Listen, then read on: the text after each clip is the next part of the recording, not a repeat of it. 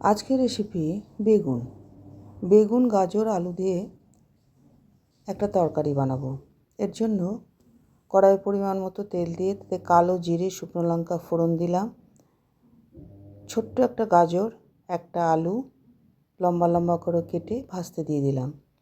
একটু ভাজা ভাজা হয়ে এলে দিয়ে দিলাম ধনেপাতা ডাঁটাগুলো, একটা ছোট টমেটো আর দুটো কাঁচা লঙ্কা চিড়ে, সেটাও একটু ভাজা ভাজা করে এবার দিয়ে দিলাম বেগুনগুলো যাতে গলে না যায়, আস্ত থাকে, তাই এটা পরে দেওয়া।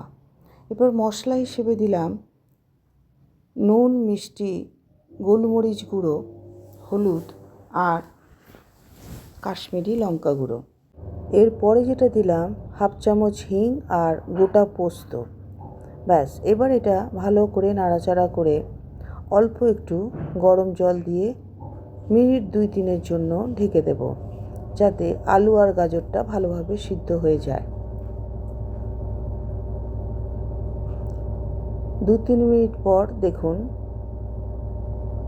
এই রকম হয়েছে। খুব ভালো করে এটাকে একটু নাড়াচাড়া শুকনো শুকনো করে নেব। এটা শুকনো খেতেই ভালো লাগে। দিয়ে প্লেটিং করে নিচ্ছি। এই যে দেখুন বেগুনগুলো কিন্তু প্রায় আস্তই আছে।